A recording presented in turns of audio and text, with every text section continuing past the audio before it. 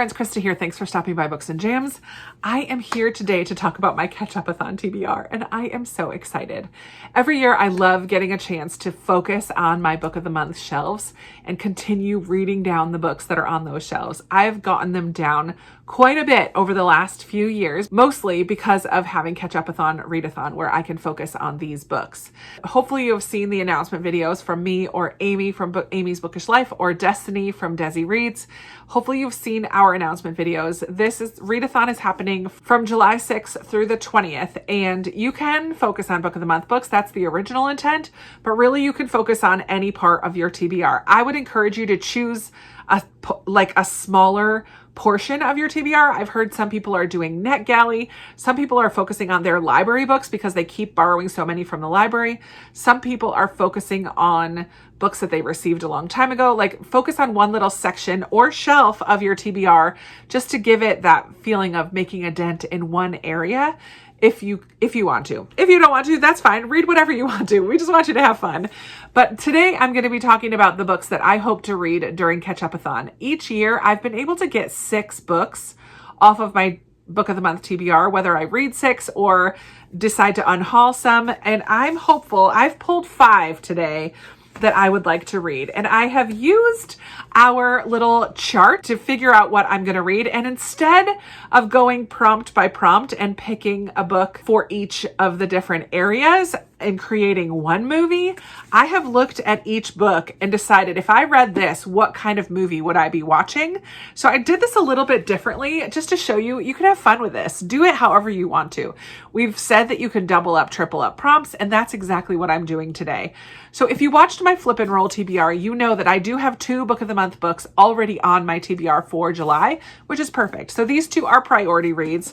The first one of those is The Kingdom of Back by Marie Lu. This is one of my Book of the Months that's been on my shelves the longest. Not quite the longest, but the second to longest. So if I were to read this book, which I absolutely plan on doing, I will have watched an animated movie because it does have an illustrated cover at home because it is family focused. It revolves around Mozart and his sister, and the dad is heavily involved in the story. So definitely a family focus. So I watched it at home, animated with the illustrated cover, and it's a historical fiction. So I'm going to call this a period piece. And for snacks, I'm going to have a small size because it is definitely less than 350 pages. I'm going to have a small size nacho because clearly this has been on my shelves since 2020, 5 years, and I have not yet picked it up. So it was nacho best choice. So I'm going to have a small nachos and no drink because the drink options are soda for neutral cover. I don't feel like this is neutral. Icy for a bright color cover. I don't think this is very bright, and water is simple, and it's definitely not a simple cover. There's a lot going on there. So I'm going to call this no drink. So this is a home animated movie period piece with a small nachos. That's the movie that I'll watch when I read this book. I don't think there are animated period pieces. Maybe. The next book on my Flip and Roll TBR, so it's another priority for Ketchupathon, is What the River Knows by Isabel Ibanez. This is going to be another historical fantasy where a young woman from Argentina, I think she's Argentinian, a Bolivian Argentinian Inez. Her parents have died, leave her a ring and kind of this mission, a huge fortune. So she goes to Egypt, which is where the trust is, or something. For some reason, she has to go to Egypt and work with an archaeologist in Egypt. And there's a little bit of magic involved in there as well. I'm really excited about this book. If I read this one, I will have watched another movie at home because it's also very family focused in regards that the plot of this book is based on the fact that this young woman, Inez, has lost her parents. So I'm counting that as a family focus. Animated because it has an illustrated cover. We're going to call this one a fantasy period piece because it has both of those elements in there, the historical and the fantasy. And for snacks, we're going to have a medium. This is 396 pages. So I'm going to have a medium soda because I feel like these are mostly neutral colors, but I don't have a snack. So I'm just going to have a drink, a medium soda for neutral cover, but it's not my highest rated. It's not my most anticipated. And I do think it was a good choice. So it doesn't qualify for nachos. So no snack, but a soda. So this will be a home movie, an animated fantasy period piece with a medium soda. So fun.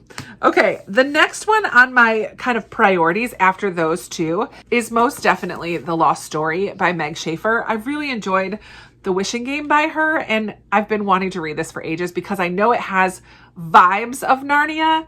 I don't think it's a retelling or anything like that, but it is influenced by the story of the Chronicles of Narnia.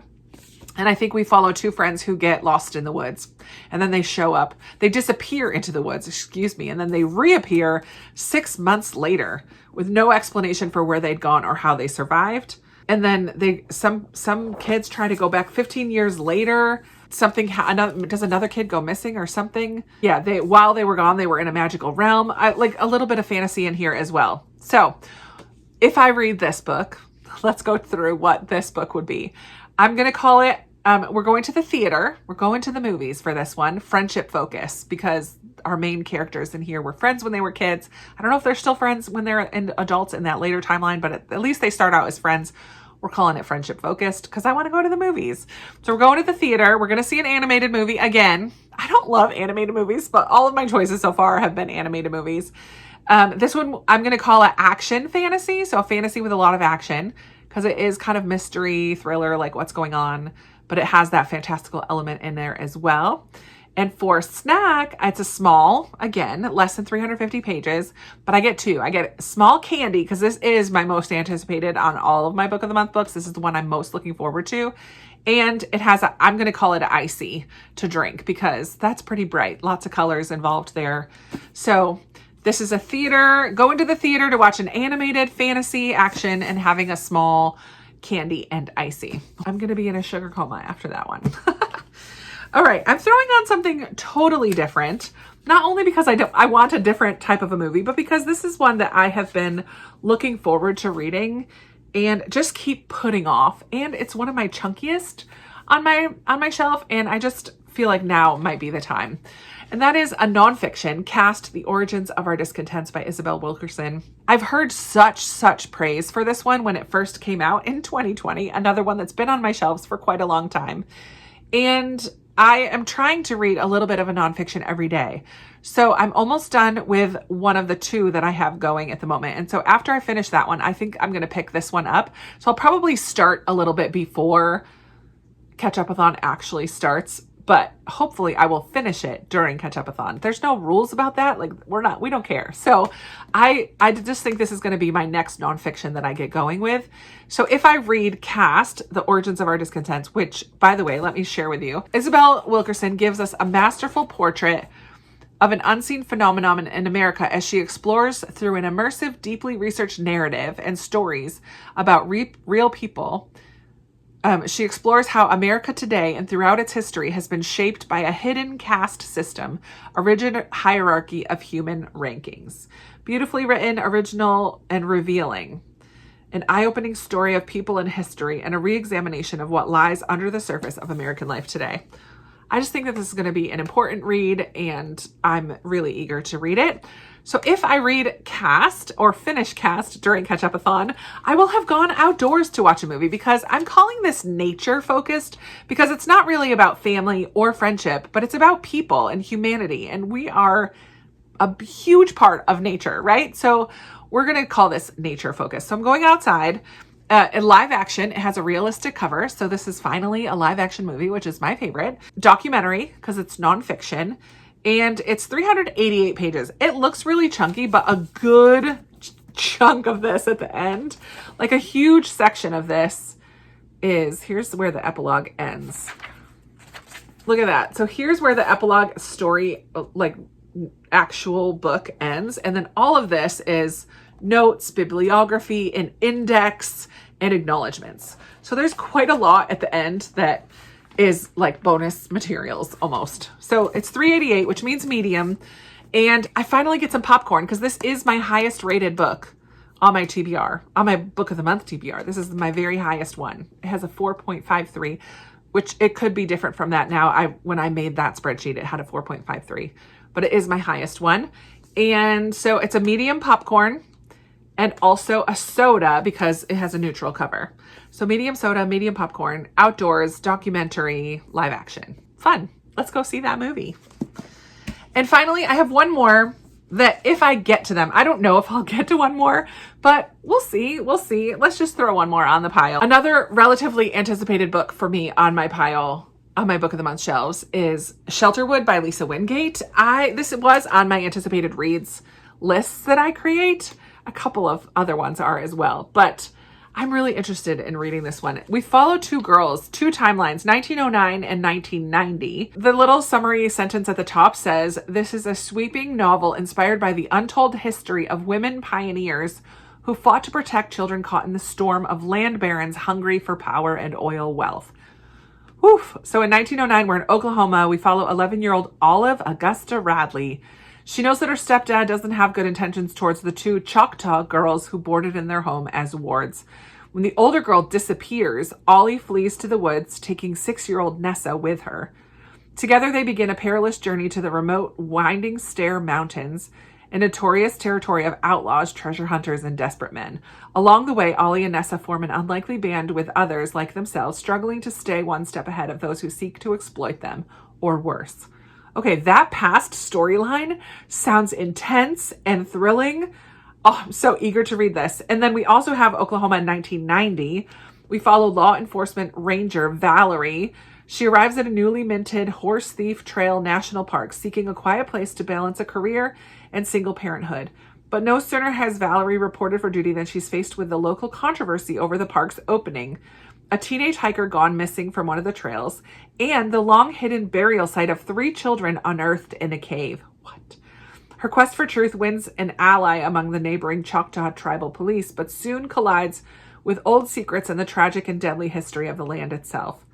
My goodness. So in this novel, Lisa Wingate traces the story of children abandoned by the law in the battle to see justice done. Amid times of deep conflict over who owns the land and its riches, Ollie and Vale traverse the rugged and beautiful terrain, each leaving behind one life in search of another.